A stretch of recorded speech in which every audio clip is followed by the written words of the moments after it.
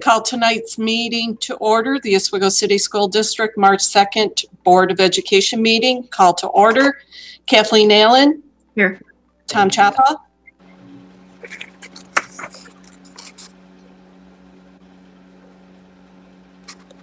Tom? You're on mute, Tom. I think you're still on mute. Disappearing. Here. Heather Del Conte. Here. Pamela Dowd. Here. Lisa Glidden. Here. James McKenzie. Here. Linda Serino. And Zeta Olson. Here. Next, we'll move to the floor to the public. Just one moment. There is a couple that I would like to read to you. Mackenzie Westbury, 104 West Mohawk. I am a senior at the Oswego High School and was wondering if there has been any updates on the regions for this year. I don't think it would be a good choice to have a regions for the students this year because remote learning has been hard for a lot of students in the high school. We missed part of the last year and a lot of this year so far. I know there's talk about us going back, but none of us know what's going to happen with the rest of the school year. And with missing most of this year and part of last, I don't think it will benefit students in any way to give them a regents when online learning has affected a lot of students in a negative way. I know there's talk of us going back, but you never know what could or will happen for the rest of the school year. And taking an exam that you have to sit in a room at a desk for 2 hours with a mask on, not understanding what's on the test isn't going to benefit students. Next is Sean Callan, 3239 State Route 48. It seems recently that equity is a focus word being used relative to athletics in the school district within board conversations. Instead of discussing how inequity exists in varsity and JV sports opportunity, can the community learn what the school district is creating to establish more equity in sports within the district? Is there a plan to institute a structured intramural program?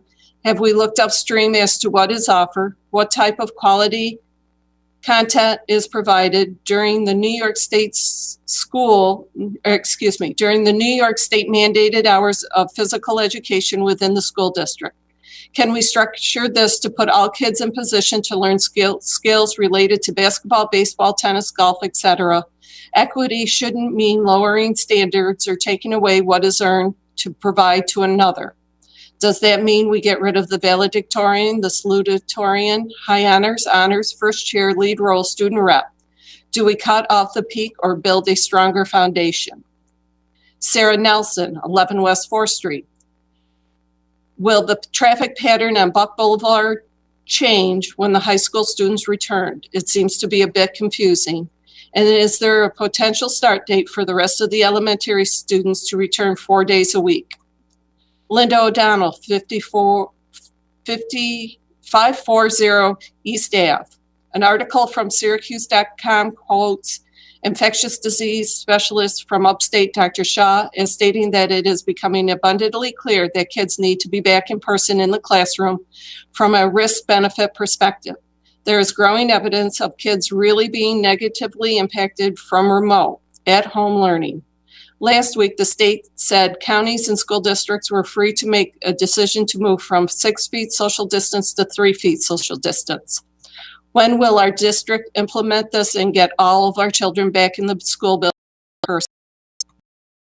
Becky Walker, 14 West 4th Street. Has the district evaluated the Wednesday cleaning day since implementing it last fall? Given the new data the CDC has released regarding the transmission of COVID in general and in schools, has thought been given to changing this day to an in-person learning or alternating cohorts each week, providing synchronous learning for those at home? At the very least, since most of the middle school and high school students have become accustomed to virtual learning, wouldn't it at least make sense at this point to move this day to virtual instruction day? This would help with the lost classroom time that group of students are experiencing. Periods have been reduced from 45 to 30 minutes 4 days a week, and there is no instruction on Wednesday. This would allow for 30 minutes additional instruction each week for each class. Nalish Shah, 2992 State Route 48. At what point will Oswego City School District be announcing strategies to help fight COVID-19 learning loss? Many published studies have shown that students engaged in either fully remote or hybrid learning will be between 2 to 5 months behind in learning and will likely need additional learning hours to address this. Are there plans for to extend the school year to increase number of days, develop a more comprehensive summer school program, consider acceleration academics to target reading and math deficiency, consider adding tutoring sessions for one-on-one support, consider either weekend or after-school academic intervention programs, consider additional partnerships with community programs to increase the summer reading exposure. I understand that many of these activities are dependent on in-person instruction, but it would be nice if the administration and board would share the plans with the community. Amy Callan, 3239 State Route 48. With the announcement yesterday that the health department is now allowing parents and spectators to watch high school games starting March 3rd, can we expect that starting tomorrow we will be able to attend the last 3 basketball games of our son's senior year? Also, I would appreciate an answer to all of the questions. Nice to have our involvement, concerns, questions, suggestions, and accolades discussed, appreciated, and thanked. It would also be really nice to not only hear the answers to my own questions, but also the questions other community members have posted. I would like to suggest you address the questions from the community in a board meeting. Perhaps you can make some room in the unfinished business. Bethany Moore, 241 West 8th Street. I would like to know how the district decided to roll out in-person learning for hybrid only kindergarten and first without informing virtual parents properly. I would like to also know how the decision came to be and what the decisions are to get all of the students back into schools. All students are suffering not only academically, but mentally and socially due to the lack of schooling. We are seeing schooling changed in person to all our surrounding areas, but Oswego seems to always be 5 steps behind. I am wondering why we are not proactive. I see the guidelines have changed from 6 to 3 feet, plus students are complying with wearing masks in their plexiglass barriers. How are we not closer to getting all of our children back where they should be and receiving proper education? Denise Browngar, 34 John Street. I am inquiring if there is a date for allowing 2nd through 6th grade students back in for in-person class full-time 4 to 5 days a week. The infection rate has dropped, and I am sure the board has a reopening date and plan, just hoping for transparency. Thank you. And next to the superintendent's report. All right, good evening, board. Great to see everybody back. This evening I have, you can turn the screen there, Matt. With respect to our report, first of all, let me share that the district is moving forward. Some of the questions that were asked tonight we'll certainly be able to provide answers to. Some in the next meeting we'll be able to give some answers to additional questions that I heard this evening from the community. We thank the community for their feedback and certainly wish to respond accordingly. Tonight, in terms of my report, I have really 3 major issues. Actually, there are 4. The first involves the reopening of our schools. The second is New York State testing. The third is the capital construction project, the emergency project that is. And then also I'd have some information this evening around spectators for athletics. There was some new guidance that came out just last night. Because we have several guests on with us today from King and King, I think if the board is okay, I'd like to start with them so that way we won't hold their time too long. So Matt, if you can just kind of go to the screen that deals with the soil remediation project, that would be great. All right. So board, we recently met with the zoning board, and unfortunately we did not get the response that we would like, but we want to just kind of share where we're at and just kind of go from there with respect to what's happening with the soil remediation project. So the variance request for the modified design of the fields was unfortunately rejected by the Zoning Board of Appeals on February 17th, 2021.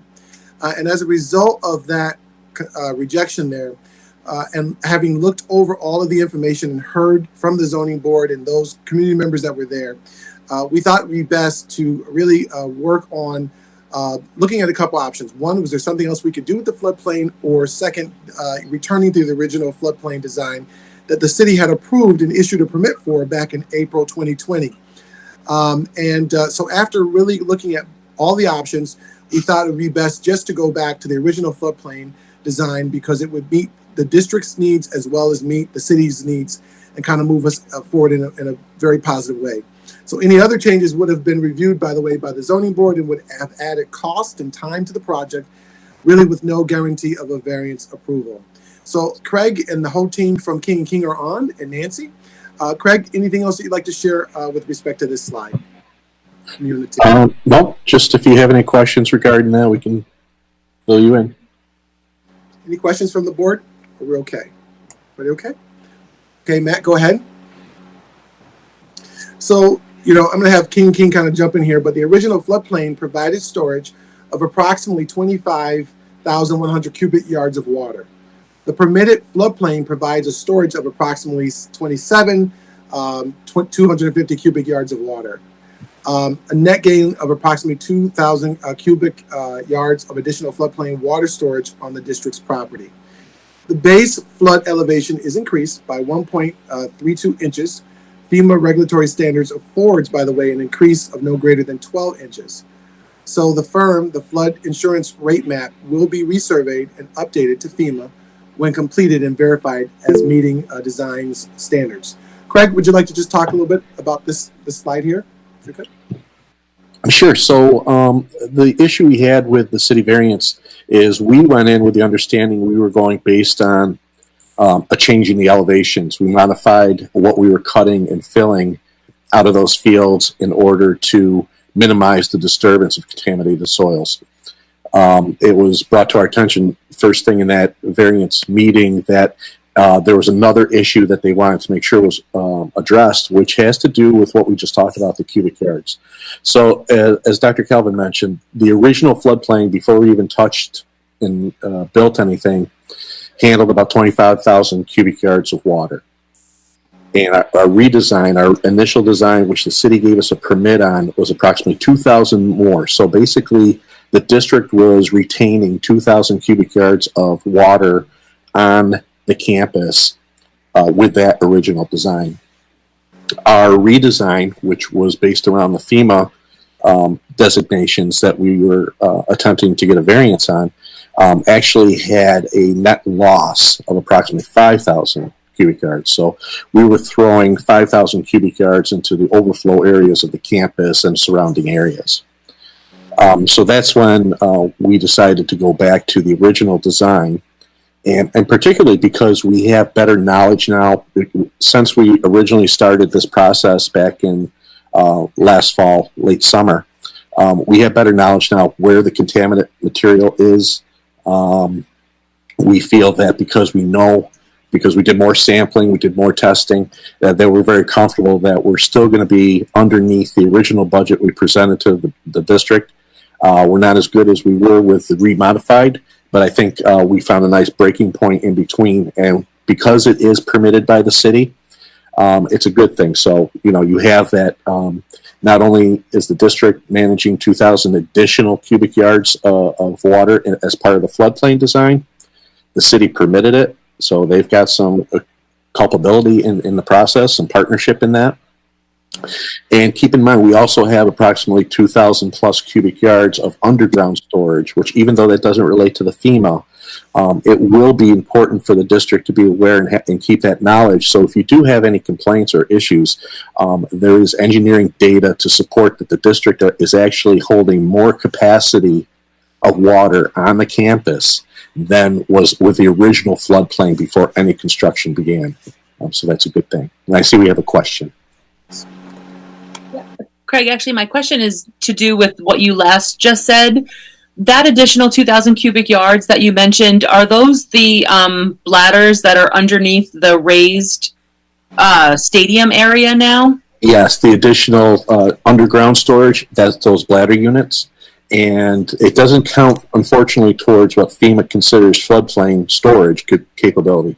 But because it is a managed system, so it's designed so that the city's storm lines cannot back up into it, but it also controls the flow out of it. So if there's, for example, the city sewer or sanitary lines are at 100% capacity, because of a storm or something like that, deluge that came through. Once that gets to a certain elevation where it can accommodate that underground storage, that water will start then to flow into the storm system. Okay. So So in addition to the 2,000 cubic yards that are on this slide, there's an additional 2,000 cubic yards under the stadium. Correct. Okay, thank you for clarifying that, because there was a news story a few weeks ago that didn't make any mention of any of the work that had already been done to remediate some of that. And I was a little confused. I wanted to clarify. Thank you. Yes. Yes, sir. Jim, I think had a question. Go ahead, Jim. I think you're muted, sir. Come on mute, Jim. There we go. Sorry about that. So just to follow up what Lisa was saying. So what's not on the slide is what we were asking for the city was for roughly 20,000 cubic yards, 5,000 less, and that's why they denied it? Yeah, yes. Okay. So we originally went in and were permitted for 2,000 more, 5,000 less, so it's really a 7,000 swing there, excluding the bladder that Lisa was talking about. Correct. Okay, great. Thank you. Well, Okay. All right. Any other questions there before we go on to the next slide there? Okay. All right. So Matt, can you go up 2 slides to the budget, the estimate budget, and then we'll go back a slide. So there is a change with the work that needs to be done. And Craig, if you want to kind of go down the change in terms of the cost, the budget that we're now looking at. Great. Sure. So when we approached the board with this the first time, we gave kind of an initial impact, and that impact was based on our understanding of the level of contaminants we had or the quantity that we had at the time. So we had an assumption that we were going to be having to remove, treat, and dispose off site for basically the whole field from Turtle Street to Buck Boulevard in that area. We did the redesign, which brought us to, and we did, and it brought us to about $2.5 million in project costs because we had a $1.6 million bid on that. Going back and knowing what we know now as far as the contamination and location of the contaminants, we're approximately about $4 million project, which is about 3.1 in estimated probable construction costs.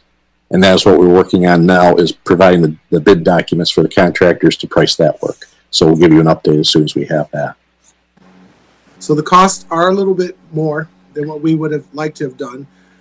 However, we do recommend this to the board because we think it would, 1, meet the needs of the permit, and then 2, meet the needs of the city in terms of there are some concerns. We do have neighbors who are concerned about flooding for various reasons, and we do think that this will certainly resolve that concern with respect to the city. Jim? so I'm wondering, in the meeting in the zoning board, did it ever come up about how those sewers, as I understand it, are pretty clogged? I mean, if you look at a sewer system that's 65% clogged, that is a city responsibility that is contributing to the problem. Yes. And I understand it would be very expensive to go in and do that, but we're also talking about, $1 million or so here that is part of our budget. So I'm just wondering if that came up in the meeting. It did come up. In fact, I brought up the question to the board. I actually mentioned to them, can we discuss that sewer system? And also we talked about the water levels as well, the lake water levels too, that are all contributing factors. So yes, I did bring that up to the committee. We talked about it. I believe, Craig, you also talked or discussed about it a little bit as well after I did. Still, even after that, the variance was not approved. Yes. I think I see Lisa and then Heather's hand up. Not Lisa, your hands. Okay. Heather? Yeah, just a point for the community. If they were interested in fully understanding why we have to spend more, are there minutes to that zoning meeting that are made public? I believe so. They're supposed to be. We've requested copies of those, but we have yet to receive them. They're actually already online on the city website. Oh, cool. Great. Just a good place to refer people to. I'm sorry, I have to like click through to tell you exactly where to find it, but I will get you the information. Oh, thank you. I've already read them. That's great. That's great. Okay. Any other questions before we go to the next slide? All right. Can we go back a slide, Matt, if we could? And so, board, there is a new updated timeline. Before we go to the timeline, I'm sorry, Heather, did you have another question there? No, my hand thing is just going crazy. I'm good. All right. So, Craig, can you go over the timeline for us now in terms of the new timeline for the remediation project now? Sure. We have our documents, our revised documents, going to the printers the end of this week. So we'll send an advertisement out for public notice next week. We have a pre-bid scheduled for St. Patty's Day. And we'll have a bid opening on the 24th. And we hope to have the Board of Ed recommendation for your first April meeting for consideration. And pending favorable approval, acceptance, we'll hope to start the construction early May through June and close out in July. And so, after the closeout piece, we'll get all our information to State Ed and work on getting the State Aid for the next year. I see Kathleen's hand out. Hi, Kathleen. Yeah, so does that have to go back to State Ed because we had State Ed approval, so it's got to go back through that process again? No, that was actually part of the original design that went in with the capital project, so it's already approved. We did let SED know, because we had that subsequent submission of the redesign, that we were reverting back to that, and that we had the city approval to go back to that original design that was already approved by them, and we have not heard back any comments from them. So, okay. And so what the state was going to pay for was a percentage, so they'll hold to that percentage that they were going to cover for. Correct. 87.5%. Now, keep in mind that the State Ed Department was still referring back to the $5.6 million project cost that we originally had proposed. So that's been their, I guess, view through this whole process. So I don't think they'll have an issue with our redesign. Okay. All right, board, any other questions for King and King? Okay. All right. Thank you, Craig. And Thank you, Craig. Peter. All right. Great. Okay. Thank you all. Have a good Thanks, guys. Have a good night. All right. Okay, Matt, can we go back to the second slide, please? All right. So I want to just start now with just transitioning to talking about the reopening of our schools. I want to, first of all, congratulate our staff, our entire team, our parents, everyone for all the hard work that went into reopening the middle school. The school opened last week, opened very successfully. Also last week, we started with bringing back K and 1 students for 4 days a week. That went very successfully. It was very successful as well. We are now ready and at the point to open the high school. As we are reopening the high school, we have 4 priorities that include health and safety, rigorous instruction, social and emotional support, making sure that our kids are supported in that way, and then also providing ongoing communication as we reopen the school. So this week on Thursday and Friday, March 4th and 5th, there is a schedule change in terms of the time that the day will start. That official time change will start Thursday and Friday. And our freshmen and new students to the school will also have an orientation on both days on the 4th and the 5th. Anyone who wishes to attend that orientation, they need to sign up in advance so that we can ensure social distancing for those tours that are going to be happening as a part of the orientation.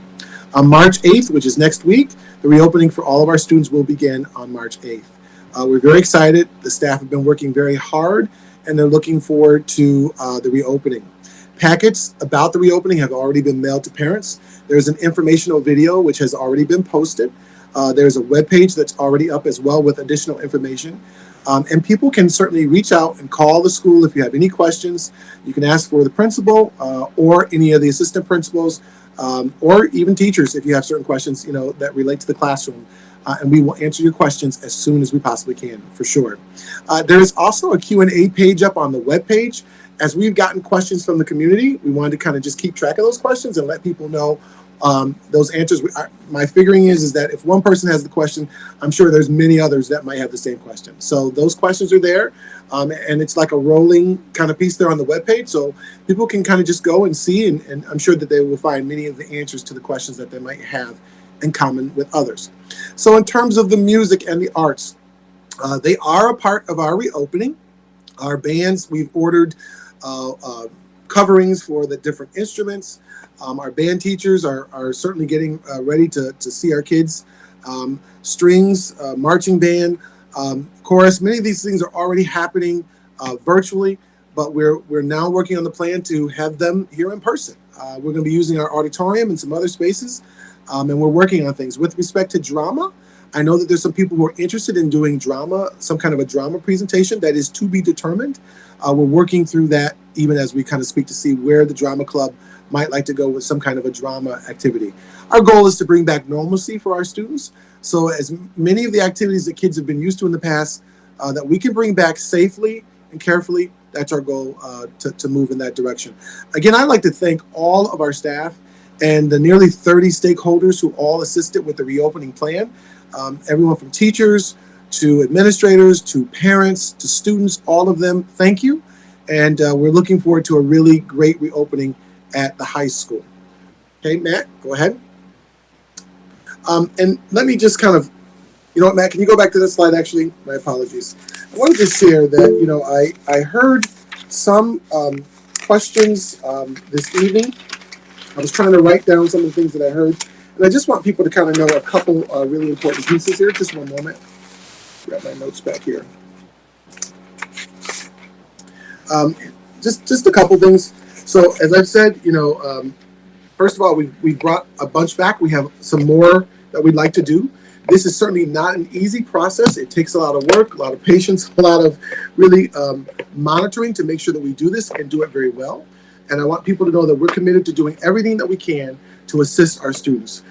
We brought back KN1, and we've also recently integrated live instruction 4 days a week for our students.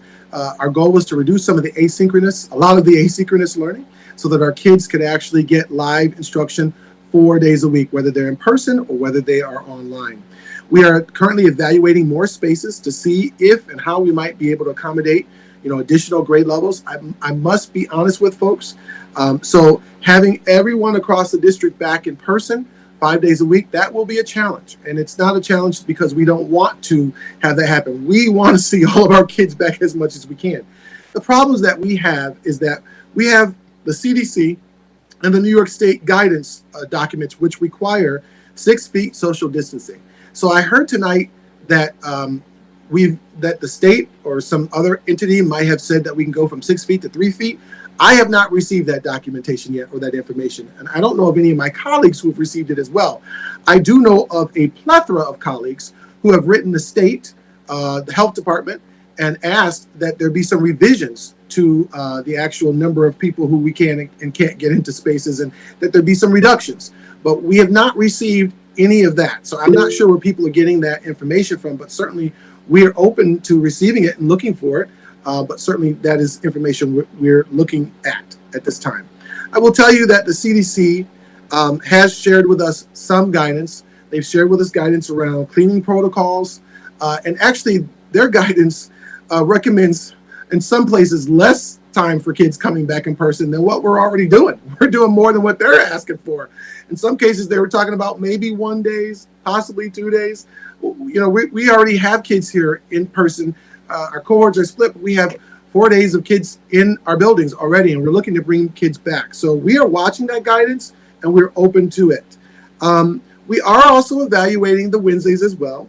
At this point, I must be honest with folks and tell you that I do feel that we do need the deep cleaning time, but also Wednesdays are not just deep cleaning. Those are times for us to work with kids who are learning remotely, doing teacher and parent connection points. Also, we are supporting students remotely that need assistance. There's district-wide check-ins. There's social and emotional check-ins. We have AIS services that we're providing, some special ed services that we're providing on that day. So there's a lot happening on the Wednesdays. Are we open to evaluating it and looking at it? Absolutely. And we are certainly in the process of doing so at this point in time. We do ask for the community's patience as we continue to reopen. Our goal is to kind of move this forward as quickly as we can. And we are certainly glad to see that the infection rates go down and are going down and continuing to go down or stay, at a lower level. That's a real plus for us. And we're going to do everything we can to keep those rates down so that we can continue to open schools safely for our kids more and more as we kind of move forward. I see some hands up. Jim and Tom, any questions on that before I move on?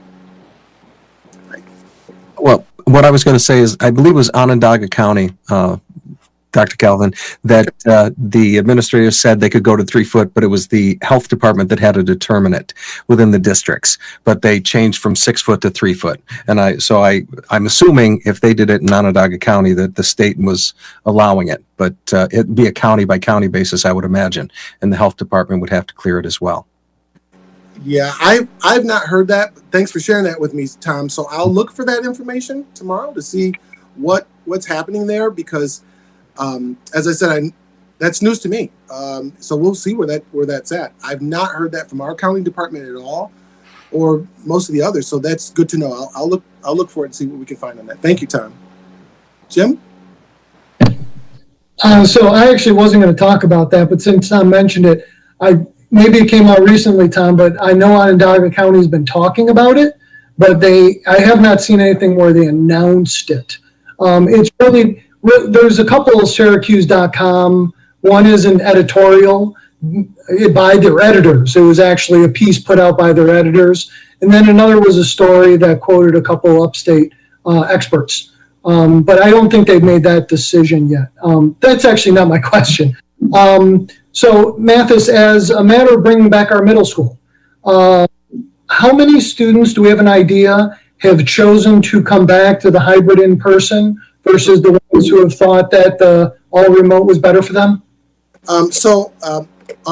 We have 180 students there, I believe, a day, 90 from 7th grade, I think, approximately 90 from 8th grade, maybe a couple more. So there's 180 on any given day that are there. So it's about 360, or just a little bit over that in terms of the number of kids. It's about 65% of our students, those parents have decided they wanted them to come back.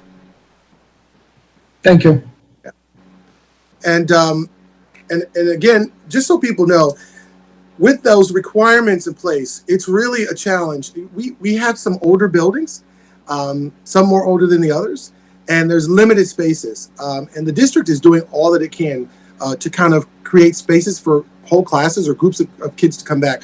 We're now in band rooms in some schools. We are in 2 rooms in some schools. We're using music spaces. Any place that we can. We've moved classrooms around to try to accommodate more groups of kids, and we're going to continue to do that wherever we possibly can. So I do want the community to know that we hear them loud and clear. We're working on this, and we're going to take it one step at a time. But as many as we can get back, we'll do our best to be able to do so. I want to be upfront and be clear. Trying to get all of our 4,000 kids in 5 days a week, that's going to be really challenging with what the state and what our federal government has told us to do in terms of guidance. And we're also, the other thing too is it's transportation that we do look at as well. We can only get, I think, Nancy, is it 22 kids in on a bus? And so that doesn't allow us to fill the buses as we have been normally used to, which causes some challenges as well. But we've been working through them. Kathleen, did you have a question? Oh, you're on mute there. Sorry, I was looking it up while you were talking, and apparently that the 3 feet is coming from the World Health Organization, and it hasn't quite gotten to CDC. There's just a bunch of articles where they reference the WHO, and it hasn't gotten to the CDC yet, apparently. Yeah, and thank you so much, Kathleen. And there is a lot of discussion. I mean, Onondaga County, I know of 2 very prominent districts there that have had these discussions. Monroe County, I know that there's a lot of schools there that have had the questions up in the Albany area, and the superintendents are all doing the same thing. The only way to change this is they've got to do something with respect to the regulations. Some of the health officials think we're ready, some do not. So we just have to kind of wait and see, and then we're gonna, once we hear more, we'll kind of go from there. We will be ready to respond, so that folks know. Okay. All right. Go ahead, Matt. And I also want to again say that the district is committed to supporting all of our students and their programs. Recently, we saw some information in the media that talked about how we might, ensure that all kids, get opportunities, and kind of questioned whether or not we are providing opportunities for all kids in addition to our athletics. I'd like to share that there are many opportunities that we are offering. Some of the costs that we saw in the local paper, I'm not sure where those costs came from, but I can tell you this much. Many of the things that we saw in the newspaper, we're already doing. So, for example, there's a question about, could we offer AP exam prep? So students are consistently reviewing for exams with their teachers.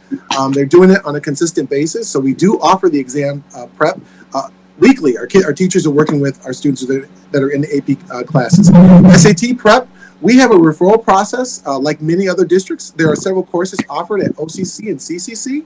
And so we do refer students to those courses whenever they would like to attend those prep courses. College essay writing and college counseling. We do support students with both of those pieces in our high school. In-person strings and music and jazz and arts. So we are already in the process of bringing kids back, but many of those activities have been going on throughout the year and haven't stopped. They've just been offered, many of them virtually. Academic intervention services. We are providing a lot of academic intervention services, both in ELA and in math. And we have been doing so since the beginning of the year, and that has not stopped as well. And then one-to-one mental health and behavioral counseling supports. We also offer those supports. We also have outside agencies who come in that work with us, including Oswego Health, that provide mental health and behavioral supports. We also have a behavioral specialist on hand who supports all of our schools and our students that need those supports. So I just want to be clear, the district is very committed. And actually, some of the things that were reported in the paper, we're actually already doing those things, just so that people actually know that. Kathleen, did I see your hand, or was that just you try to take it off? Okay. Any other questions from any board members? I just wanted to share that. Jim, go right ahead. Yeah, no, Kathleen made me think of something. She's right. The WHO says 3 feet. The CDC in their thing 2 weeks ago says 6 feet. So there are differing things out there. And I was thinking, that got me thinking to one of the comments from the public, saying, talking about answering those questions. And one of the questions we've gotten a lot is, why are we not doing what other people are doing? And, so I'm not asking that you have it right now, but at least at some point, I know you know the other districts very well. Yes. Are we that much different than the other districts? Because it's one of the common things I hear is, why are we, it was one of the comments, I think it was, why are we 5 steps behind? Right. And I'm not sure that that's what I hear when I look at some of the other districts around us. So I would say, first of all, thanks, Jim, for that feedback. First offhand, one size doesn't fit all. Every district is different, and each district has different, each district has different and unique needs according to the community that they serve. To make them all the same would be a really big challenge. Some districts, honestly, across the state are doing some things that, I say, that's great, that's wonderful. We use some of those districts as role models, right? And then there are some districts that are doing some things that we do have some questions about. There are some people being used in areas that they're not qualified to even be used in those areas. And so we have to be very cautious and careful with what we do and how we do it. I would say to you also that some districts have different outcomes than what our districts have. So we've seen, and we know very clearly, that in some districts, the spread of infection rates, the rates are much higher or much less than what other districts are doing. So it's very difficult to compare who's doing what and who isn't doing what. What I can tell you is that in our BOCES alone, there are 4 districts at least who are similar to some of the things that we haven't been able to do at first. They weren't able to do as well. The one thing I am glad to see and to hear is that we're kind of moving, a little bit quicker to some of the others in some areas. So I don't want to compare us to other folks, but I know that people kind of do that. The one thing or 2 things that they like that someone else is doing, they say, how come we can't do it? Because they're doing it. And it's not just our district that's getting that feedback. Most districts are getting it. I would say for our district, we're doing everything we can to really be up front, at the forefront and not really falling behind. We're doing really the best that we can. Is there room for improvement? Absolutely. And are we really striving to do even better? We most certainly are. And I think at this point, we're reopening our buildings. We're looking at how we might, provide additional instructional support for our kids. And we're getting there. It's just taking us one step at a time. And I think taking it one step at a time is really critical and important when we think about the health and safety of our students in this unprecedented time. Heather, I think I saw your hand up.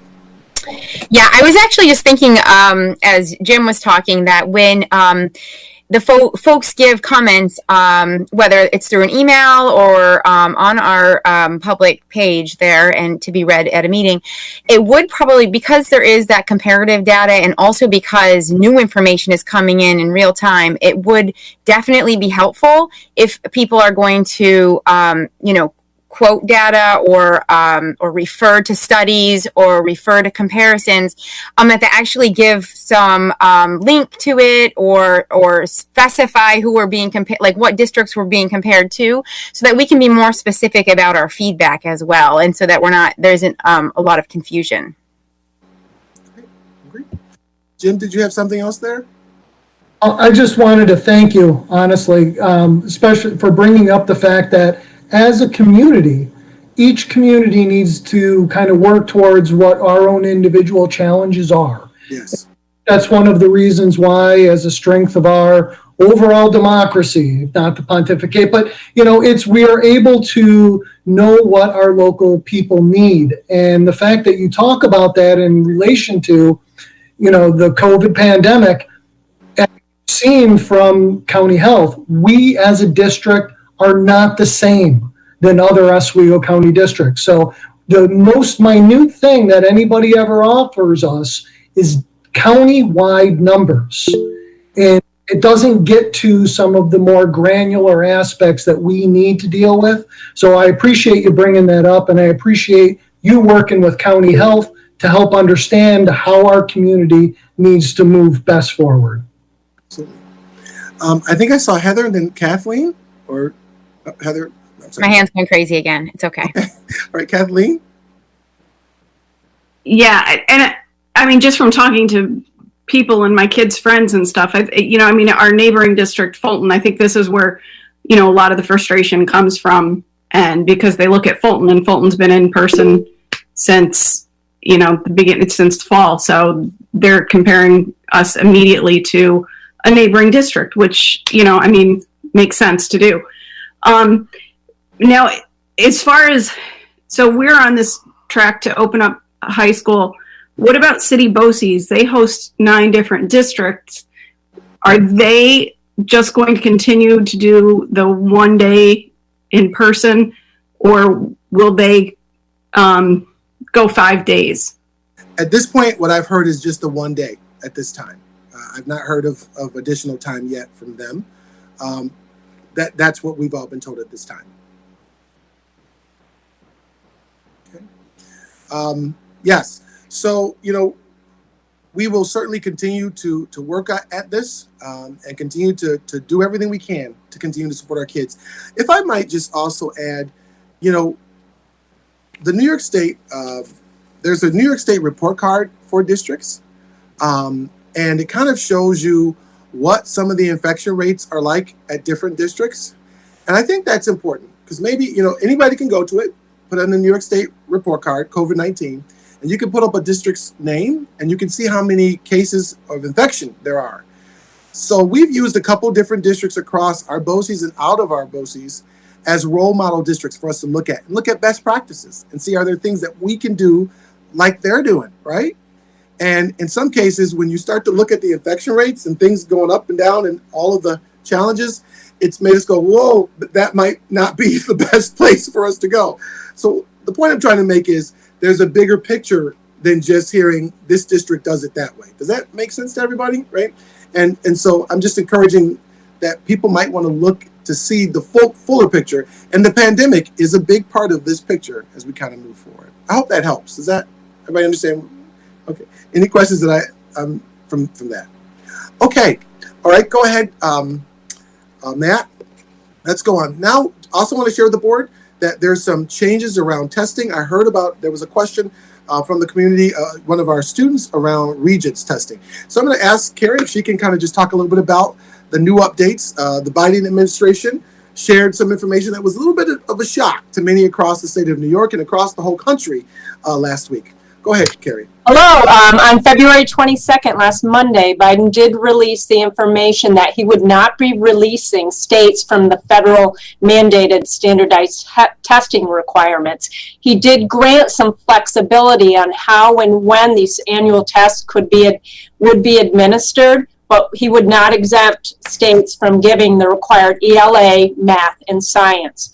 The flexibility that he placed or he gave information about could include shorter window, remote version of the exam, or even extending the testing window going into summer is some of the ideas that were put out. He also stated was no student would be made to come in to take the test. And that's an important thing for us to recognize.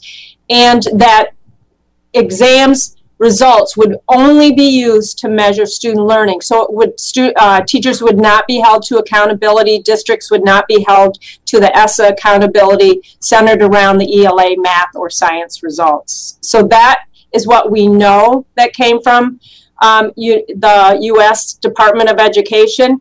What we heard, or what the only thing we know from New York State as response at this time, is that they are meeting in March to look at amend the Regents exams so that not all Regents exams would be required to meet graduation, and exams or cancel any exams not required by the United States Department of Education. So they will be meeting in March and give us the information of what that might look like. But they did say ELA through a math and science will be administered. We have no more information how they're going to take President Biden's recommendations or flexibility ideas put forth. So that we're not clear on. It could be multiple things that come out in the next couple weeks. So just wanted to share that as of now. Again, it was a surprise to many across the country, certainly to us. How do we administer the test? We're not sure yet. Like, there's been talk about doing some of it online, some of it with paper, with people who are here. We know that we can't force people to come in to take the test. So there's a lot to still be worked out, but that came out last week, and we just wanted to share that with the board. Okay. Any questions on that, board? Okay. Go ahead, Matt. Why don't we go now to the athletic piece? All right, board, we have just one last piece we wanted to share. So late yesterday evening, the County Department of Health issued revised guidance for athletics, which does allow for spectators at events, indoor and outdoor, and it's really up to each district to decipher that. The policy was revised to reflect new and amended requirements for higher risk sports in Oswego County in the background of reduced new COVID-19 cases over the past 4 weeks. The Oswego Health Department has said that they will continue to monitor COVID-19 activity, and the guidance is really subject to change based on local positivity rates or identifications of new COVID-19 variants in the Oswego County. So even though they're saying, hey, there's some new guidance here that allows for spectators, they're saying that they reserve the right to change the spectator piece based upon rates of infection or the variant, if they start to see that happening, or variants rather, in Oswego County. The new guidance asserts that as of March 3rd, Oswego County schools and recreational leagues may allow for spectators at high risk indoor sporting events with restrictions depending on their ability to ensure spectators maintain 6 feet of physical distance between individuals and their families or household units at all times, that they ensure that spectators wear face coverings when they're in common areas and situations where 6 feet of distancing is not able to be maintained, so long as they are over the age of 2 and medically able to tolerate such coverings, that they maintain hand sanitizer dispensers throughout the site, and that they're used by employees, patrons, players, spectators, that they provide, and maintain an option for spectators to provide their names and contact information so that we can log in contact information for contact tracing, and that, basically we comply with any other instructions that might be put forth by the governor's health guidance. Go ahead, Matt. So schools who opt to allow for spectators may have designated areas for spectators and determine the capacity of their spectator. And recreational leagues who opt to allow for spectators must limit spectators really to smaller of either 2 spectators or per athlete, or 50% their spectator area capacity. So it's the lesser of the 2, which would be basically 2 spectators in our case. We can opt to allow for spectators. However, we should be allowing only home team spectators for indoor athletic events. Schools and recreational leagues may opt to make even further limits depending on their capacity, ability to comply with the guidelines above, and concerns for health and safety of their players, staff, and spectators. And as of March 3rd, schools competing in high-risk sporting events may travel also now to compete in any Section 3 county. That includes Oswego, Onondaga, Cayuga, Jefferson, Lewis, Madison, Oneida, Herkimer, Cortland, Chenango, and Tompkins counties. So they can travel now to the other places. Go ahead, Matt. So, in order to do this, if the district were to do it, we'd have to do a couple of things. First, we would need to, of course, hire some security and supervisory staff to assist us with, checking in folks, making sure people have on them, masks, that they're following through with all the mitigating strategies. We'd also need to be identifying and securing spectator areas for social distancing. So we'd have to space out places for wherever these events are going to be occurring. We think we can do both of those. We'd have to make sure that we're ensuring PPE and mitigating strategies. People are following through what needs to be done. And then we are ensuring ongoing collaboration with monitoring of these opportunities with health officials. So we'd have to stay in contact with our doctors, with the county health folks, which we are always doing, and we've been doing throughout the year. So, are we able to do these? I do believe that we're able to accomplish each of these things. Okay, go ahead, Matt. So we have some sports that are coming up. Volleyball, this is for fall season 2. Football, cheerleading, and also swimming and diving. In most of the areas, I think I think we can do this and do it safely. There is one team that I'm very concerned about, and that's really the swimming and diving team. I think just varsity alone has 24 people, am I correct, Rhonda, that are going out for the team? We currently have 25 that are registered for varsity. Right. So the space is very limited. 2 persons per child. That's what was that, 50 people or 48 to 50 folks, plus the children as well and the coaches and all that. And so I do have some concerns, really big concerns about the space limitations with the pools. But I do think with all the other things that we should be okay. And so go ahead, Matt. With that said, I'm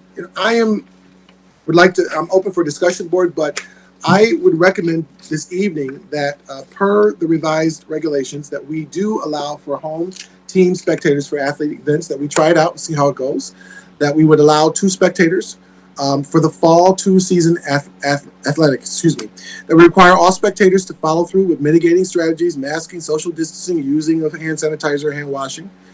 I would also recommend that we hire, the security and supervisory staff for these events, monitor the progress throughout fall 2 season to determine next steps for the district, and then per the revised regulations, allow travel to compete in any Section 3 county competition as well. The team and I have really gone through this to see how we might do it, how quickly we can get it done.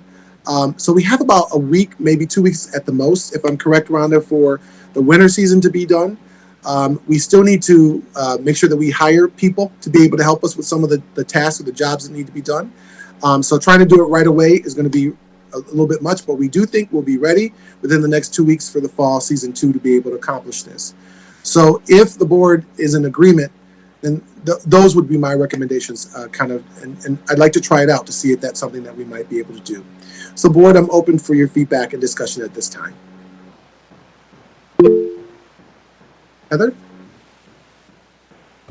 I did have a thought for the swimming, and maybe this is too chaotic, but anymore when you go to a restaurant, they make you wait in your car until your reservation is there, and they text you.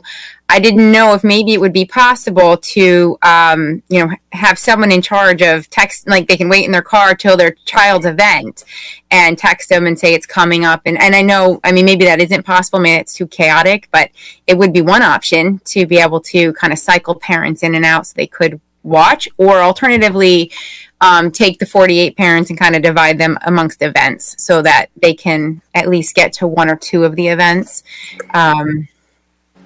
Just a thought. Okay. Great. Thank you. Great idea. Kathleen? Yeah, so I know for I think it was winter sports, we did make an accommodation for a senior night or something. Mm-hmm. Are we able to do that for the Yes. current sports, for basketball, for girls basketball, boys basketball, and whatever else? Yes. Rhonda, you want to talk a little bit about that? We've made those accommodations throughout the year and certainly are prepared to do so again over the next 2 weeks. Rhonda? Yes, each of the sports are having their senior recognition. It's happening before the contests occur, and it's also happening before the opposing team arrives. So they're still getting the photo op. They're still getting everything that happens. It's just not just before the game when the other team is there. So then are the parents able to stay for their senior game? They haven't stayed in the past for the senior games. What they have is they've gotten all the photo ops, all those kinds of things out of the way first, and then most of the parents will go and watch the games, whether they're live streamed. That's pretty much what they'll do, is they'll watch the game from there, basically. So they haven't done that thus far. Did we answer your question, Kathleen?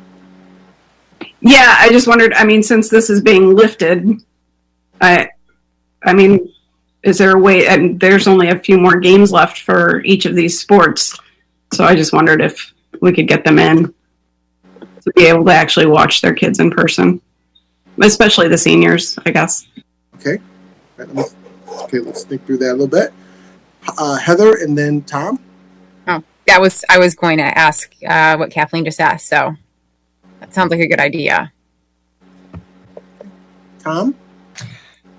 Yeah, I was just going to be along the same lines in terms of logistics. How many games do we have, current winter sport games available in logistics? What would our needs be in order to be able to execute that for the games that are, currently? But again, just reinforcing what Kathleen and Heather said as well. Can you share with us a little bit about how many more games you think we would have for the, I'm not sure if you have all the teams in front of you, but just wondering. You have some. We have a senior night that's occurring tomorrow, which is Wednesday, for the boys basketball. The girls basketball, I believe their senior event is on the 11th, which is a Saturday. Boys hockey is on the 13th. Boys hockey is going to be on the 12th, which is a Friday. Girls hockey, I'm still waiting on that one. And boys bowling will be on Thursday. Girls bowling has already finished up, as well as boys varsity swim. All right. So some of this we'd have to get in place like by tomorrow, and we don't. Go ahead, Heather. Yeah, I was just thinking that, I know for the girls team, there's one senior. I'm not sure for the boys team, but it does feel like there's just a handful of parents that you would be including and spreading across to gym. So I'm not sure that we would need like all of the things in place in a real systematic way. I'm just wondering if we could potentially pinch hit, make sure we have all of our bases covered, but it really is just a couple of parents for, I know at least for girls basketball. I'm not sure for the other sports. Okay. Pam? Thank you. I was going to piggyback on Kathleen, but I also just want to jump back to the varsity girls swim. Is it possible to do one spectator per athlete? That would be 25. Is the room for 25, or that's still too congested? I like the first idea that Heather gave. Kind of Okay. Like I like it too. Coming out. I think that would be better. I'm just concerned about the spacing limitations. So Yeah. Can we? So for the senior, I'm sorry, Jim. Did you have a question? Then I'll offer a recommendation. Go ahead, Jim.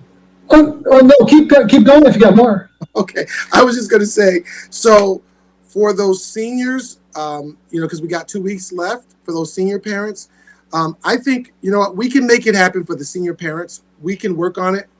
I think what I'll do is start working with the team on that tomorrow, so that all those people who have seniors for the activities that are going on right now, we can have those parents come in for those senior nights. Does that make sense? And then for the next season, we'll have the 2 spectators for all of the activities. I like the idea that Heather gave. Thanks for that feedback with the swimming. I think that would be the best. If we can do something more with the swimming, we'll try really hard to do that. But I am concerned about the space limitations, and it's indoor. It's not a huge space, so I do have some concerns about that. But I like the idea, Heather. And if the board is good with that, I'm good with that, basically. Okay. Does that sound great? Okay. Jim, did you have a question on that? Yeah, actually, I have a couple. Before I get to those, I think that's a great idea, to be honest with you. And in fact, Rhonda, is our senior night always our last home night or not? Prior to COVID, it was. We've been trying to get them in just because you never know when a quarantine situation will have to happen, whether it's us or the team that we're supposed to play. So we're just trying to get them in old fashion. And it's basically when we can kind of get the parents around as well, when they can free up their schedule to be able to accommodate the parents for obviously the senior. Oh, great. Thank you. So at least part of it, maybe not for what we call an official senior night, maybe one of the last games, if not the last game, that we can help a parent be able to see students. I think that would be nice. So my couple questions were, in the presentation here, Mathis, it said that we were going to have 2 spectators per athlete for indoor, for home. Mm-hmm. We're going to allow 2 spectators for visitors for outdoor? So the way it works is it's just for your people. I believe the guidance. Okay. So regardless of whether, so indoor, outdoor, it's just home to people. Just home people, correct, yes. Okay, wonderful. And the other aspect was some of the language on the masking. Now, I know that we're requiring all of our winter athletes to wear masks, whether they're playing, if they're on the bench, 6 feet distant. We're asking all of our students and our teachers to wear masks, whether they're unless they're eating or on a mask break. We're pretty much universal with masks, but it seems as like, from the language that I read, and forgive me if I'm wrong, but it seems as like we're going to be a little more forgiving with people in our buildings as spectators to the indoor events or outdoor events. It seems to me as though the mask should be universal as long as you're on school property and school buildings.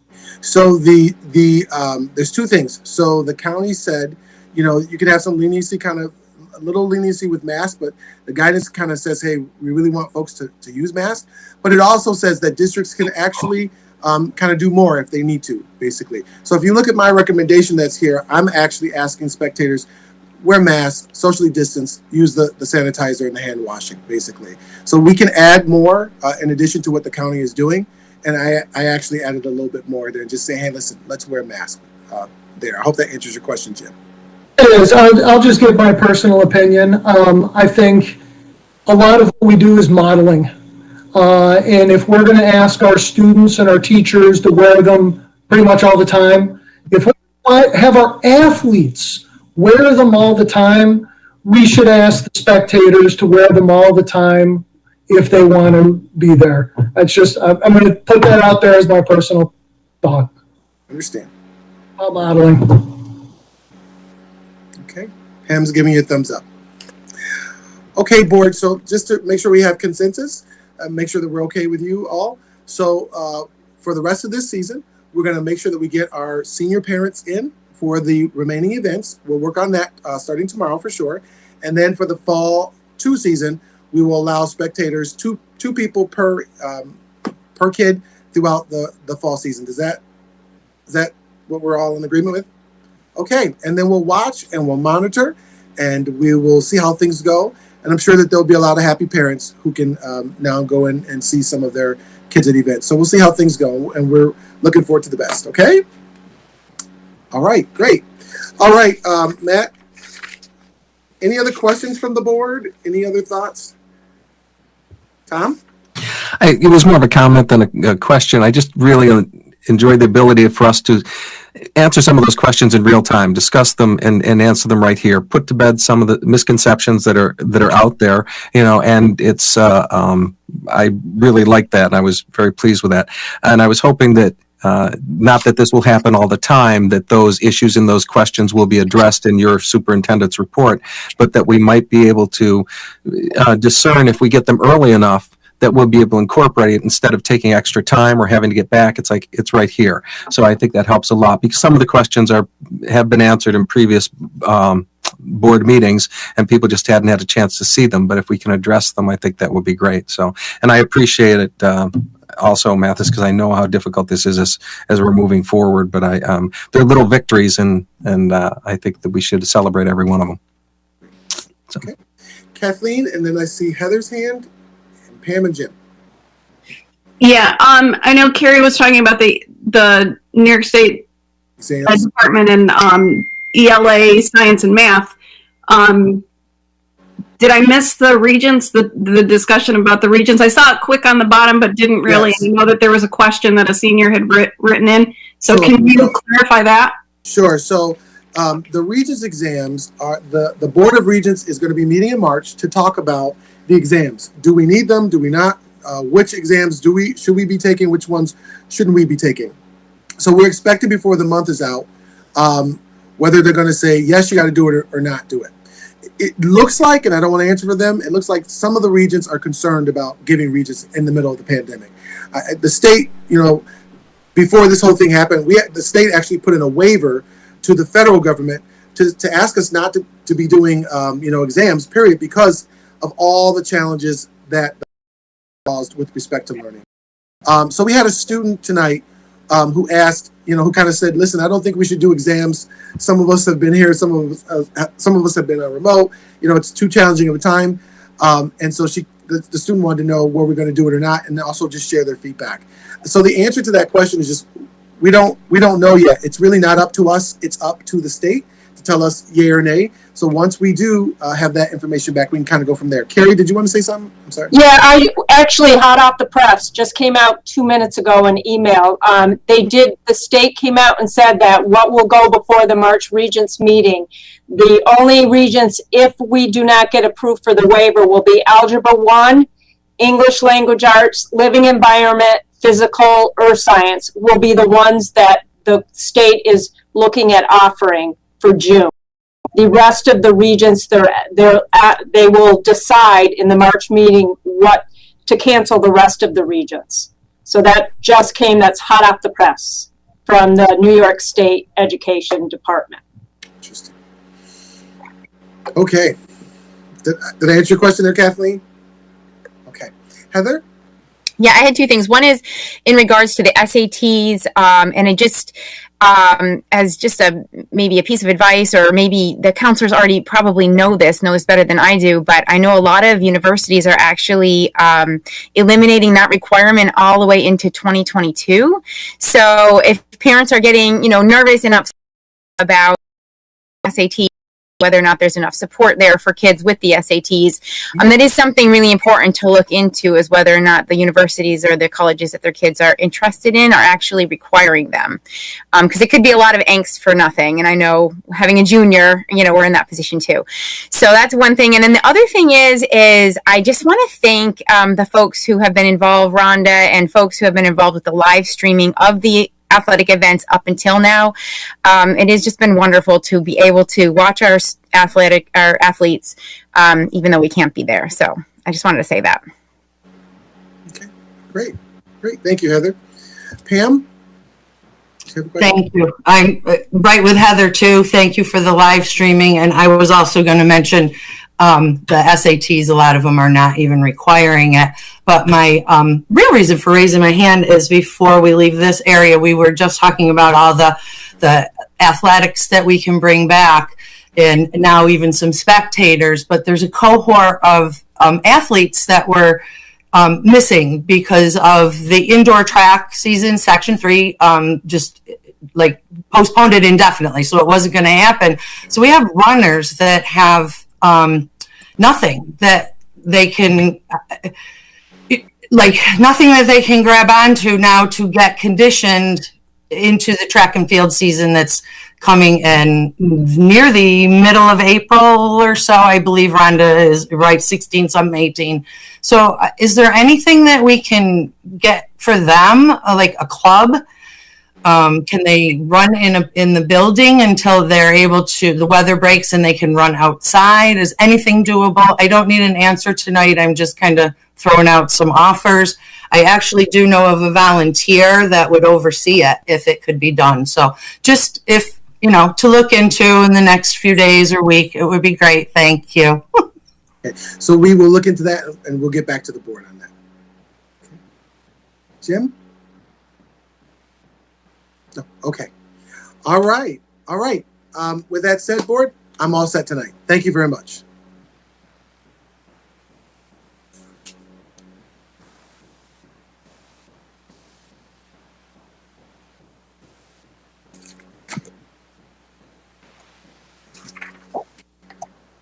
Can you hear me okay? Yes. Okay.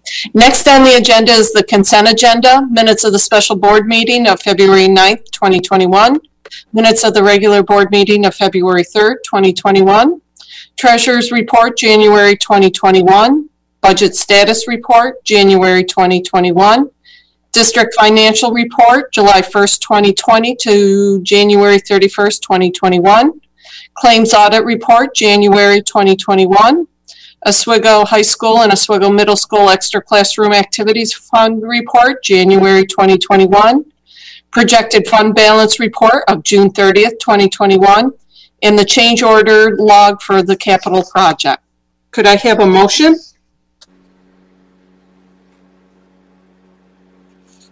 I'll make the motion.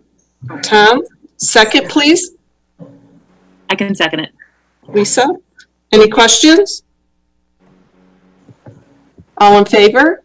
I just have a real quick question. So I'm wondering, if I remember correctly, in the last March when we were talking about football and looking to do it, we were going to bring it back because there wasn't participation.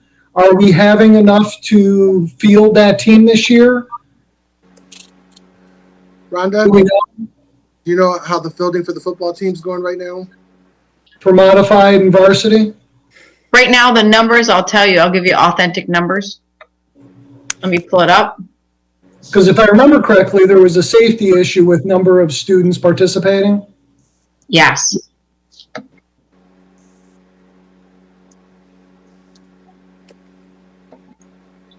I know we were in the mid 30s for varsity, but let me get you, I'm loading the program right now to see the actual number.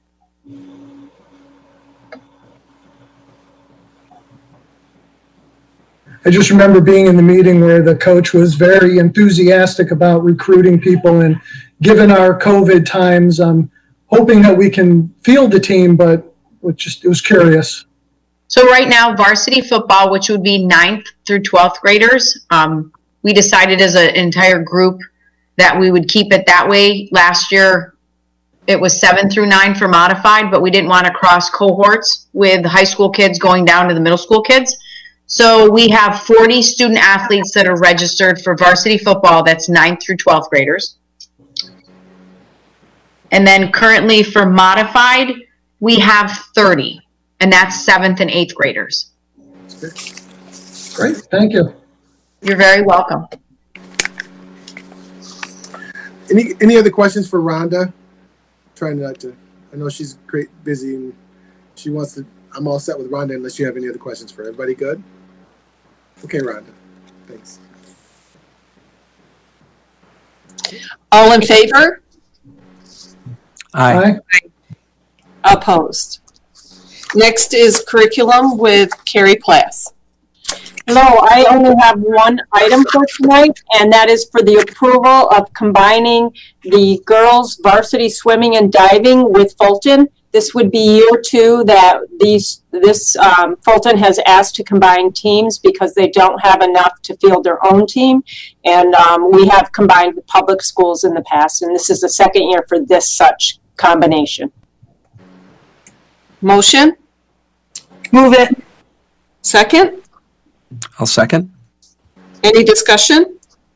Just to be clear. Oh, go ahead, Kathleen. Oh, no, I think I'm probably going to say what you're going to say, so go ahead. You'll say it better than me, so. No, I was just going to ask Mathis to just clarify, because sometimes there's a question about why we're combining teams and what the legal aspect of that is. Sure. So this is a combined team. There's just one student, if I remember correctly, that's involved in this, coming from Fulton. We've done this before. So public school systems, if it's a school, public school to another public school, you are allowed to do that. If it's a public school to a private school, there are some real challenges. The law says that you're not able to do that. And there's some real challenges if you try to amend or call. You'd have to apply to get special waivers and whatever else have you. So this is for public school to public school, which is within the constraints of the law. And we have done this before. So, and school districts do this with public schools. So just wanted to share that. Okay.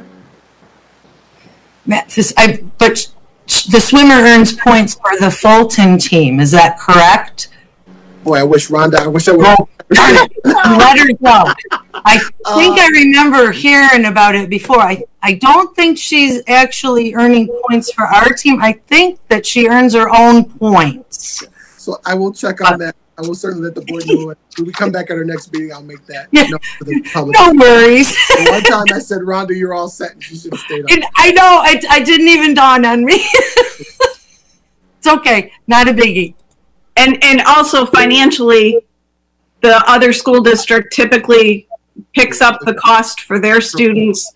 I mean, I'm just clarifying for people that are watching this, because this happens frequently and has for the last 10 years that I've been here. And, we've had questions from different private schools and, with whole teams and whatnot. So just trying to clarify that. Yes. No cost in transport. There's no cost to us. No cost, and transportation will be provided by the student's parents for the student to get to and from practice.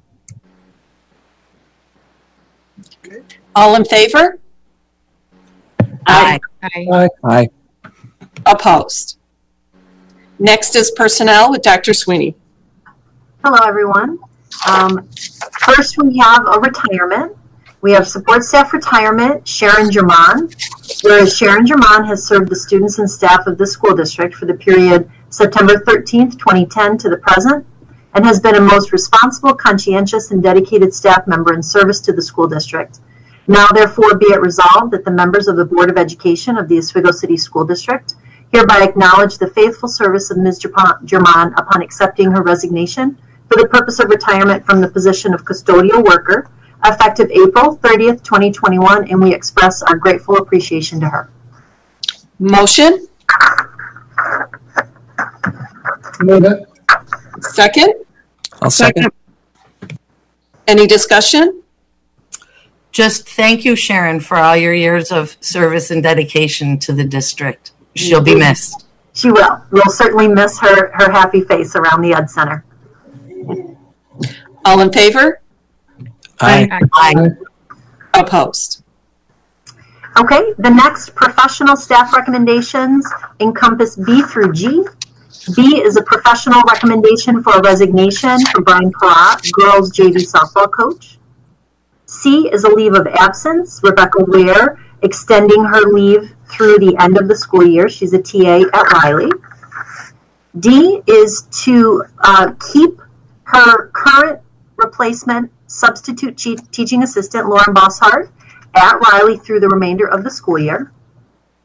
E, extra compensatory position recommendation for the Ed Center. We are bringing on another batch of folks who will do some district videography for us, specifically for the athletic events, as needed. F, the first group of folks for Fall 2, JV modified as needed and varsity. And then G, extra compensatory for Oswego High School for the 1 week that Ryan Lavner was managing and acting as head coach for the girls varsity team. So B through G. Items B through G, could I have a motion? Move it. Second? I'll second. Thank you. Any discussion? All in favor? Aye. Aye. Opposed? And then our support staff recommendations, beginning with H, leaves of absence for folks who are either amending it to have them continue or they are serving in a second title. Alicia Costello, bus driver, Jennifer Hauser, teacher aide, and Mike Wilson, school security officer. I, a probationary appointment, Miranda Fensky, food service helper at Riley.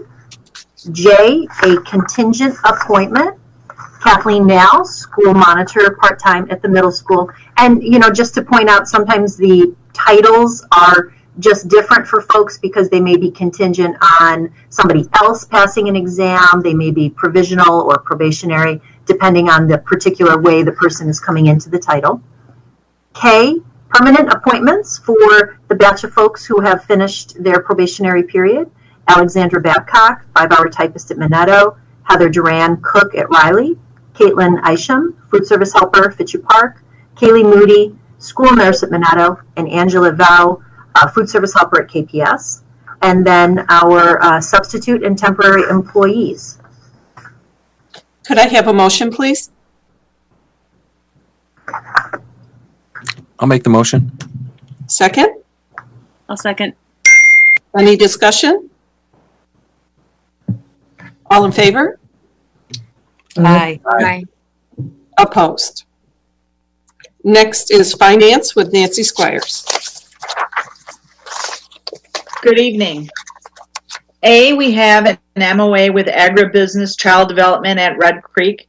This is for preschool children with disabilities in a Head Start program, mainly for our migrant students, and this is a no cost to the district. B is an emergency soil project amendment for King & King Architectural Service. This is for additional services for the soil remediation in the amount of $183,800. C is for the emergency soil project rescission and direction for rebid.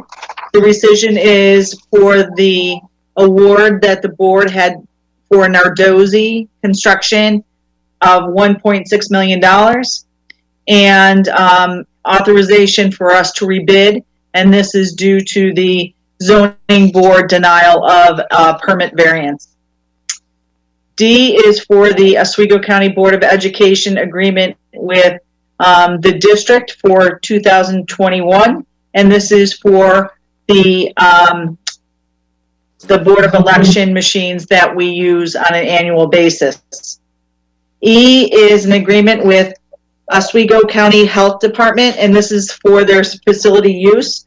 And this was for COVID testing, and I believe that was held this morning. F is for a 3-year agreement with IXL Learning. This is a K-6 platform for ELA and math. And next year we're looking to pilot grades 7 and 8.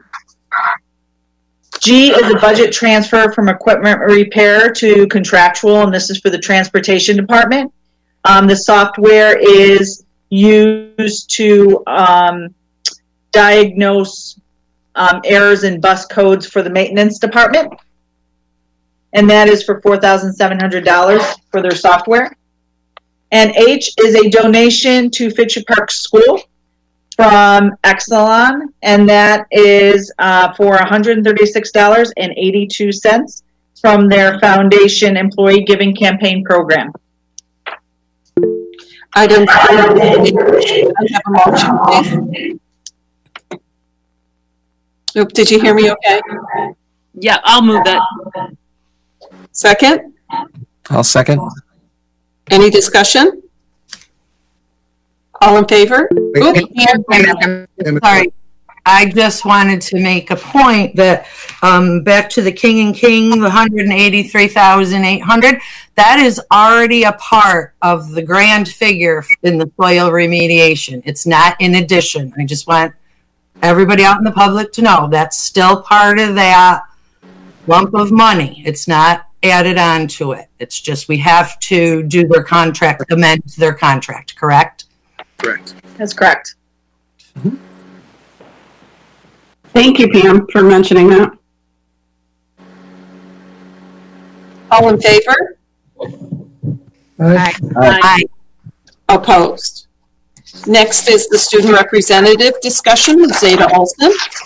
Karen, just before, I'm sorry. before Zeta goes, I'm sorry, Zeta. I just wanted to let the board know. Rhonda is watching us still and shared with me that the Oswego, so with the swimming, they earn points for Oswego as we are a combined team with Fulton. Fulton is not a team of one, so they own it. They get the points for us. Okay?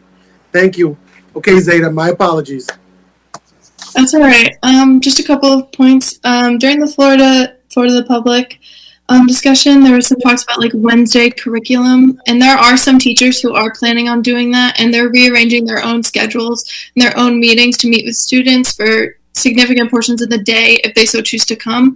So very grateful for that, for all the teachers who are planning to do that. And another thing, I know we talked a lot about the athletic, athletics and spectators tonight, and I really appreciate all the hard work that we're doing for that.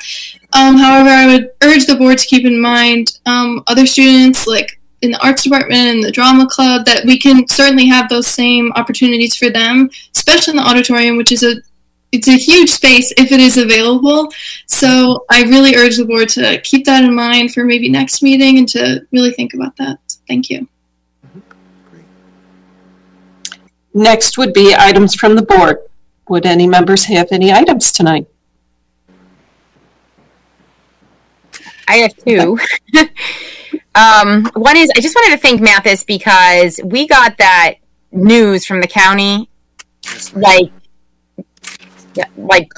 yesterday, right? I mean, last night. And Mathis had already a lot of things on his plate, and he worked late to try and piece that recommendation together. So just a personal thank you for that, and on behalf of the community too, because that was a lot of extra work on your plate for that. So that's one thing. And then the other thing is, I had reached out to everyone about the potential of doing a training. We're hearing the word equity coming back at us, which I absolutely love. And in fact, Tom, you mentioned answering people's questions in real time.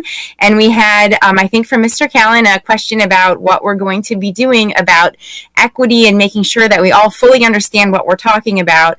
And so I have been in touch with a professor at SUNY Oswego who does a lot of research in this area. I think she is a part of their diversity committee.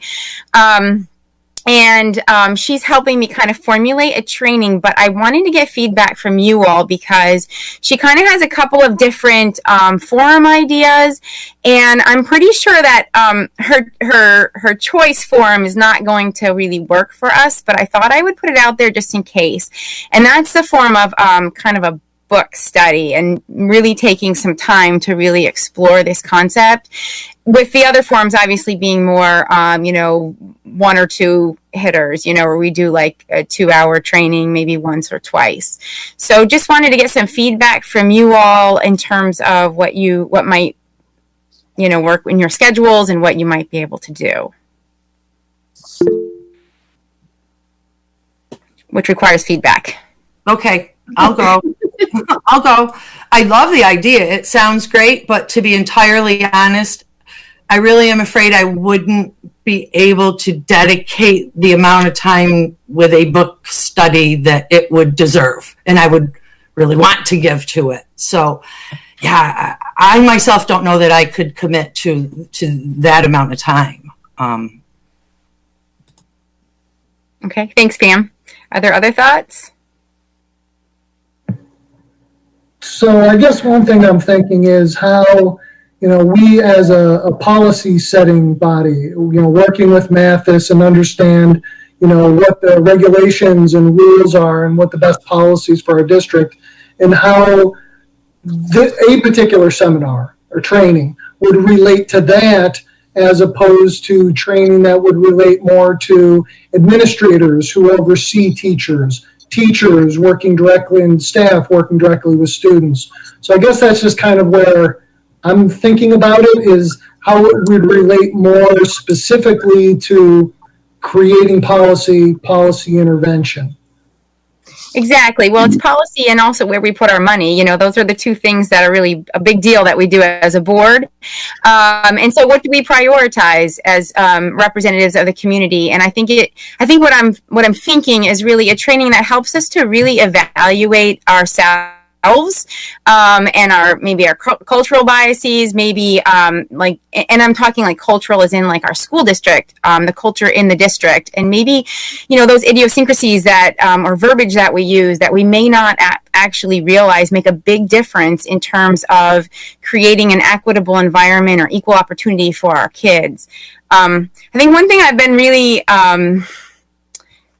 convicted about is this concept of hoarding community, and do we make sure that when kids step into our schools, everybody feels like they're a piece of the pie and a valuable piece of the pie, and what changes can we make to ensure that happens at all levels and at all times? Because I think there are little things that we can change maybe in how we say something. The article that I sent to folks talked about a school in Washington where they really realized that when they talked about having to serve a school district that had such a high percentage of free and reduced lunch, they were really thinking of that as a challenge instead of thinking of it as a positive and thinking of it, hey, we have these kids that come to us and we have that have these experiences, some of which we can't even imagine. Right? But the positive is they come with the material needed to build resiliency. And so how can we, you know, just by that little twist, think of a challenge more as actually an asset. So those are the kind of things that I'm thinking of in terms of the training.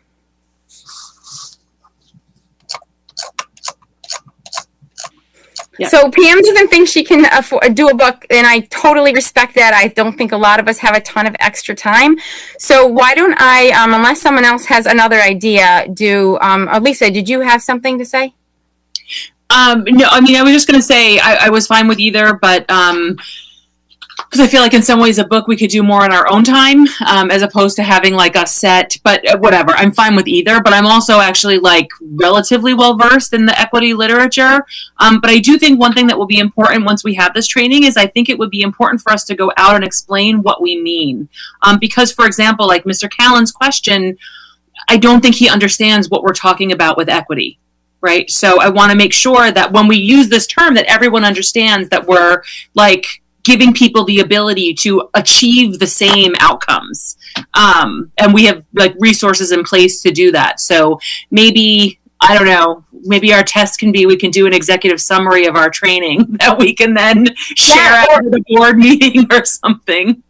That, or even I was kind of wondering if we wanted to make this available, like the training actually. I mean, I know we're kind of vulnerable as we kind of work through things, but it wouldn't hurt to make it a live stream or a recorded thing that people could reference later. Was another thought I had. Yeah, that's great. So I'm thinking maybe we try like a 1, maybe 2 hour thing if we can make it work. I have a meeting with this professor on Friday to talk about some details. So does that sound good with folks? And we'll make it public? That sounds really good. Sound good? Okay, I'm seeing nod from Lisa and Pam. Squinting from Kathleen. I think she's saying yes. Tom, good. Jim? Okay. All right. I really appreciate it, guys. Thanks. Okay. Next on the agenda is the resolution to move to. So I'm sorry if I missed. There were some items from the agenda. It's kind of piggybacking on that. One of the things, I learned in training less than a year ago now for being a board member. One of our biggest things is to help with the fiduciary aspects and oversee budgets. And so as a new member, I'm kind of looking to find out more information. So if, in future meetings, we can, maybe address some of these aspects. And the first one, might go to a little bit of this equity that some people have been talking about, whether it be from the public or, board members. When we talk about extracurriculars, there's not only the athletic aspects, as Zeta was talking about, there are the non-athletic aspects. So I'm kind of wondering, how we budget our money for those endeavors in relationship to how many students we normally serve. Obviously we can't look at this year because this year is a little bit different.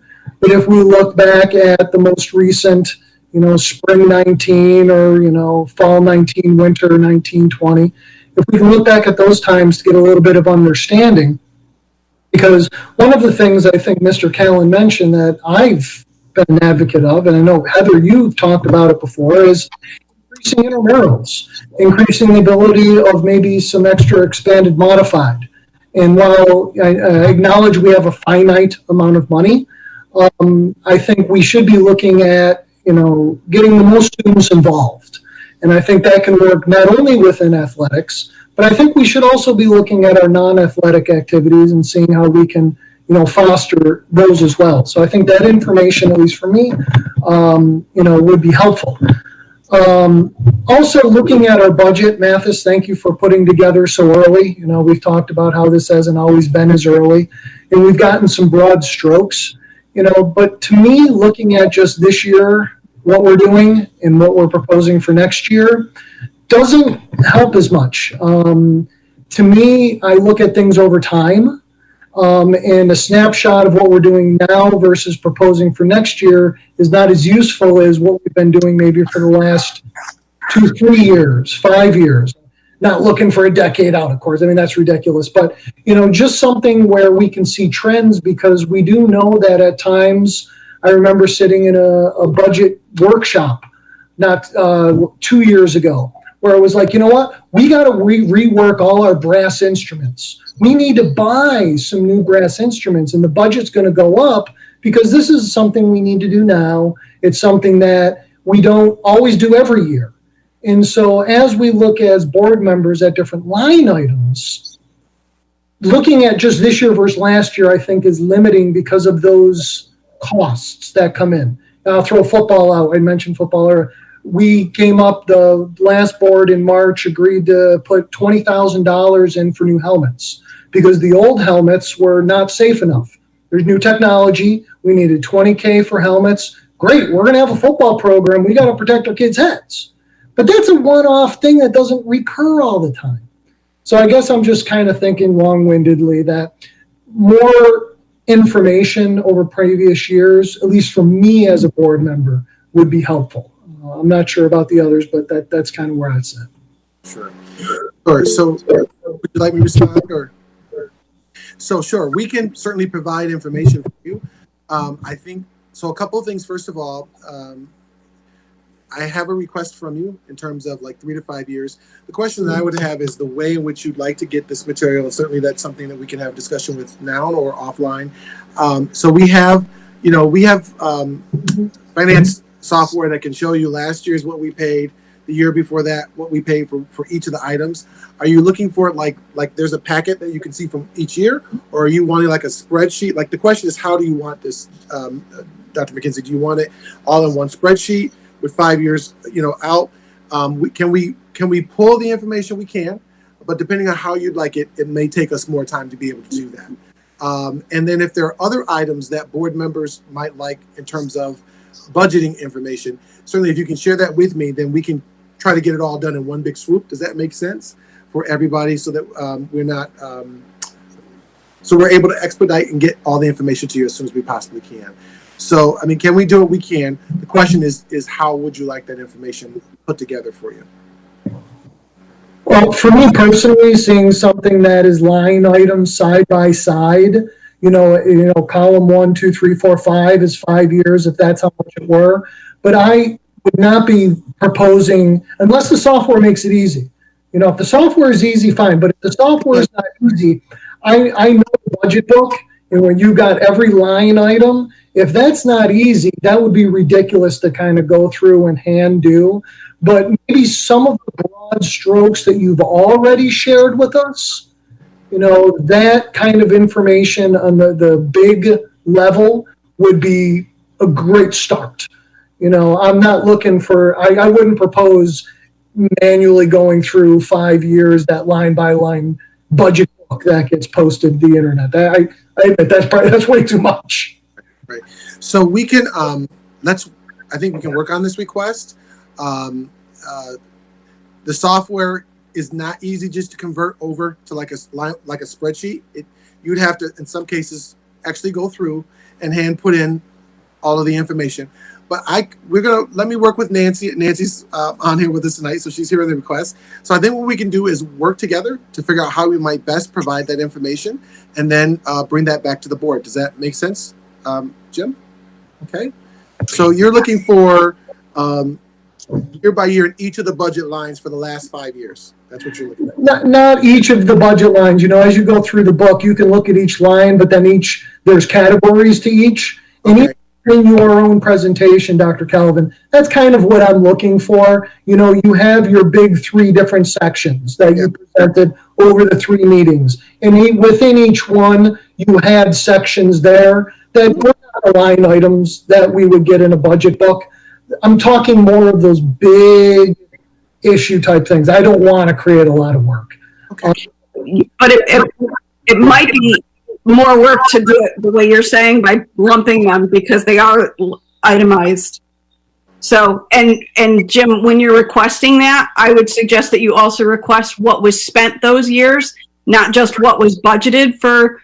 Like if you say, go back the last 3 years, you want a line item budget.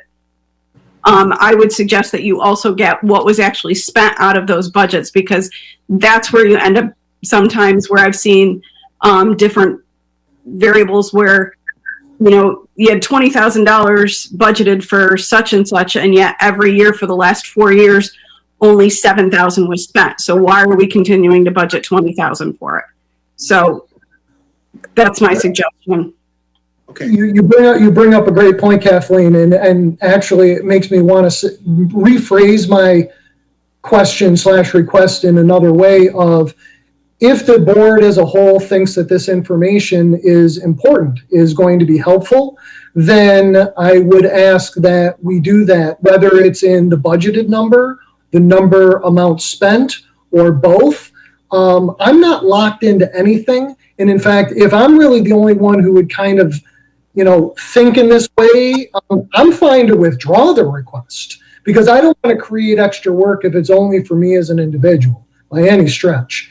But just in my mind, when I think about these kinds of things, 2 data points aren't as useful as multiple over time. Okay. I see Tom and Pam.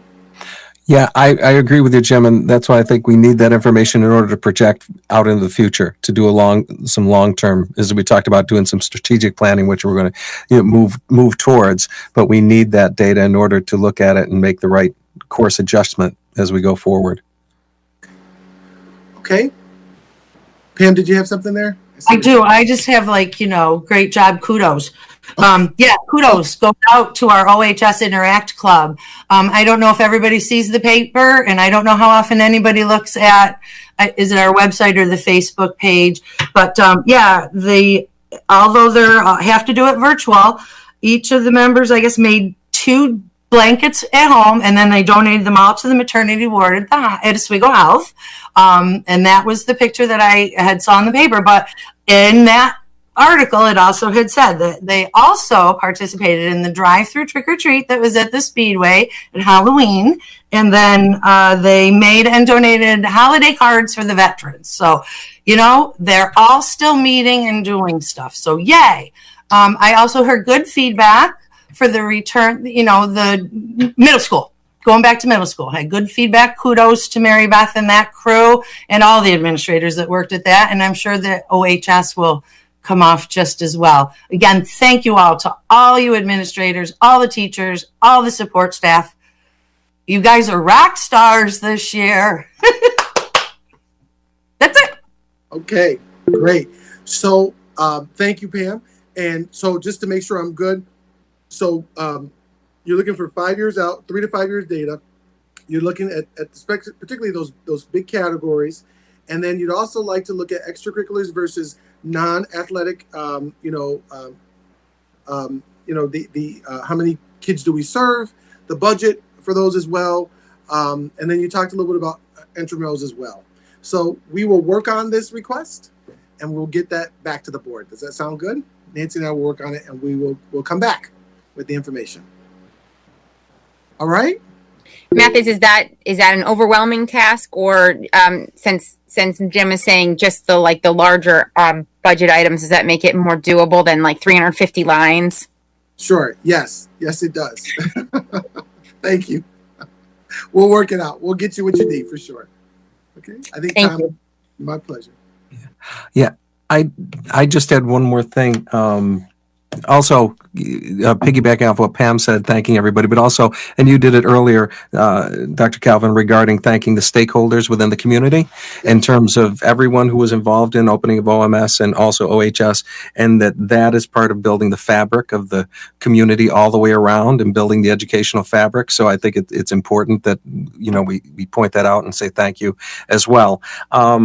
I did want to bring it around something that Zeta said, and you referenced it also earlier from the earlier comments from the floor, that some of these extra days are being offered, extra courses are being offered, or not extra courses, but attention. And maybe it's more a line of communication that we focus that up so that everyone knows what is being offered for the extra assistance that our students will need to as we focus towards catching up, those potential 2 to 5 months loss, to point them to the resources. So it maybe sometimes it's a communication point more than it is the actuality. We're offering it, but if people don't know about it, they're not going to be able to take advantage of it. So I appreciate what Zeta, brought that point forward, and you as well, but maybe that's something we need to bring to the forefront.